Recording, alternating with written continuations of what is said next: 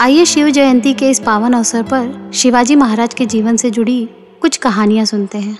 आज के पाठ का नाम प्रजा का राजा। शिवाजी को बचपन में अपने पिता से केवल छोटी सी जागीर मिली थी। इस छोटी सी जागीर से उन्होंने स्वराज्य की स्थापना की। उन्होंने बचपन में लोगों की दुर्दशा देखी। उन्होंने लोगों को जागृत किया और उन्हें स्वाभिमानी बनाया। उन्होंने लोगों का संगठन किया, अपनी जान खतरे में डाली और बलवान शत्रुओं को पराजित करके उन्होंने न्यायपूर्ण स्वराज्य किया। उस स्वराज्य की अच्छी व्यवस्था की, उससे प्रजा सुखी हुई। शिवाजी का अपने सेवकों से बड़ा प्रेम था। बाजी प्रभु ने देश के लिए मृत्यु का आलिंगन किया। शिवाजी ने उसके बेटे का पालन पोषण किया। तानाजी ने देश के लिए आत्म बलिदान किया। शिवाजी ने स्वयं उसके गांव जाकर रायबा की शादी कर दी।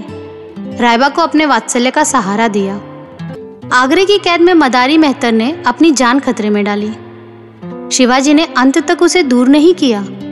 ऐसी कितनी कहानियां कहें। शिवाजी राजा थे, लेकिन अपने सेवकों की उन्होंने पिता की तरह रक्षा की। शाइस्ता खां स्वराज्य पर चढ़ आया था। खां की सेना फसलों को पैरों तले रौंदती, लोगों को कष्ट देती तथा आसपास के प्रदेशों को नष्ट करती हुई आ रही थी। शिवाजी को प्रजा की चिंता लगी। उन्होंने अपने सरदारों को लिखा, सारी प्रजा को घाट के नीचे भेजो। जहां सुरक्षित जगह हो वहां लोगों को भेज दो। आलस्य मत करो। इस काम के लिए दिन रात एक कर दो। गांव गांव घूमो, लोगों को सहारा दो। यदि मुगलों ने लोगों को कैद किया तो उसका पाप तुमको लगेगा। शिवाजी ने अपनी प्रजा पर इस प्रकार माँ जैसी ममता रखी। पुरानी पद्धतियों की बुराइयों को दूर करके अच्छी पद्धति का निर्माण करना शिवाजी के शासन की विशेषता थी। देशमुख, देश पांडे और इनामदार आदि को महसूल इकट्ठा करने का अधिकार था। वे किसानों से ज्यादा महसूल वसूल करते थे। इससे सामान्य किसानों की दुर्दशा होती थी। शिवाजी ने यह पद्धति बंद कर दी। उन्होंने भूमि का लगान निश्चित कर दिया। उससे अधिक वसूल करने वाले अधिकारियों को कड़ी सजाएं दी। जागीरदारी बंद करने का प्रयत्न किया। उनकी राय में यह पद्धति स्वराज्य के लिए घातक थी। सूबेदार से कमाविसदार तक सभी अधिकारियों को नकद वेतन देने की पद्धति उन्होंने शुरू की। राज्य में कहाँ क्या चल रहा है, इसकी शिवाजी को पूरी जानकारी होती थी। उनके गुप्तचर बड़े चालाक थे। गद्दारी के कारण राज्य को बड़ा खतरा रहता है, इसलिए शिवाजी ने गद्दारों के लिए कड़ी सजाएं निश्चित की थी। उनका अनुशासन कड़ा था। सैनिकों को सख्त आदेश था कि वे प्रजा को कष्ट ना दें और उसे लूटें नहीं। नियमों को भंग करने वालों को वे कड़ी सजा देते थे। शिवाजी पराक्रम में जैसे महान थे, वैसे ही वे बड़े दयालु भी थे। स्वराज्य के काम में उन्होंने सभी जाति पाति के लोगों को अपनाया। उन्होंने सभी जातियों के लोगों को स्वराज्य के कामकाज में स्थान दिया। धर्म व जाति आदि को ध्यान में न रखकर केवल मनुष्य की योग्यता देखकर ही वे उसे नौकरी में रखते थे। शिवाजी की सेना में जिस तरह कोली व भंडारी आदि थे, उसी तरह मुसलमान भी थे।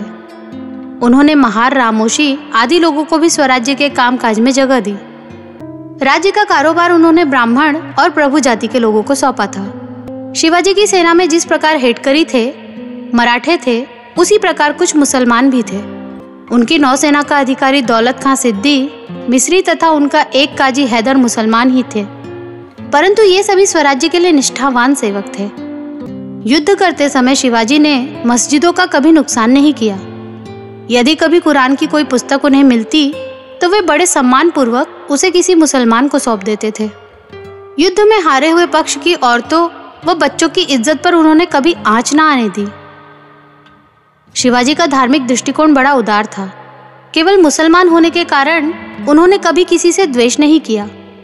यदि किसी ने धर्म बदला और पुनः अपने धर्म में वापस आना चाहा तो शिवाजी उसे कभी रोकते नहीं थे। बजाजी नाइक निम्बालकर शिवाजी का साला था। वह बीजापुर के आदिल शाह की नौकरी में था। आदिल शाह ने उसे अपने धर्म में मिला लिया था। बजाजी बीजापुर में रहने लगा। उसे किसी चीज की कमी न थी, पर उसने अपना धर्म बदला था। यह बात उसके मन में चुभती थी। उसे यह बुरा लगता था। एक दिन फिर से वह अपने धर्म में वापस आ गया। शिवाजी ने उसको दूर नहीं रखा, बल्कि उसे फिर से अपनाया। नेताजी पालकर का धर्म बदल गया था, लेकिन उन्हें फिर से अपने धर्म में आने की इच्छा हुई। शिवाजी ने उन्हें दूर नहीं रखा, उन्हें फिर अपने धर्म में ले लिया। उसकी कहानी इस प्रकार है। नेताजी पालकर शिवाजी का एक सेनापति था। वह बहुत चपल और शूरवीर था। वह शिवाजी का दाहिना हाथ था। लोग उसे प्रति शिवाजी कहते थे। जब महाराज आगरा से छूटकर महाराष्ट्र में आए, उसी समय मुगलों ने नेताजी पालकर को पकड़ लिया। बादशाह औरंगजेब ने उसे आगरा भेज दिया। नेताजी आगरे गया।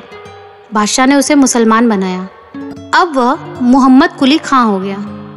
वह बादशाह की नौकरी करने लगा। बादशाह ने उसे काबुल के युद्ध पर भेजा। वहां उसने बड़ा पराक्रम दिखाया। 10 वर्ष बीत गए। एक बार बादशाह ने दिलेर खां के साथ नेताजी को शिवाजी से लड़ने के लिए भेजा। वह दक्षिण में आ गया।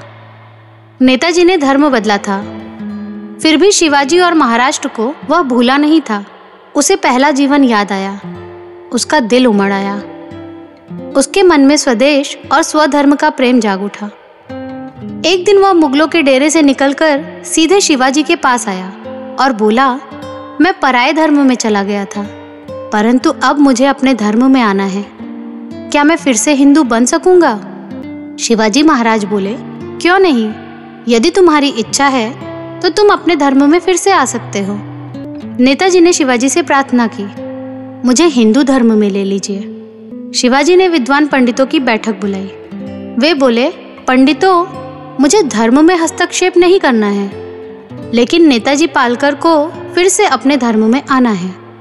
उन्हें दूर रखना धर्म नहीं है, उन्हें अपनाना ही धर्म है। शिवाजी ने नेताजी पालकर को पुनः हिंदू धर्म में ले लिया। इसके बाद नेताजी पालकर ने कई वर्षों तक स्वराज्य की सेवा की। तो दोस्तों, ये था कक्षा 4 की पुरानी इतिहास पुस्तक का एक पाठ। इसी प्रकार के अन्य पाठ एवं कविताएं सुनने के लिए हमारे चैनल के साथ जुड़े रहिए। मिलते हैं अगली कहानी में। तब तक के लिए धन्यवाद।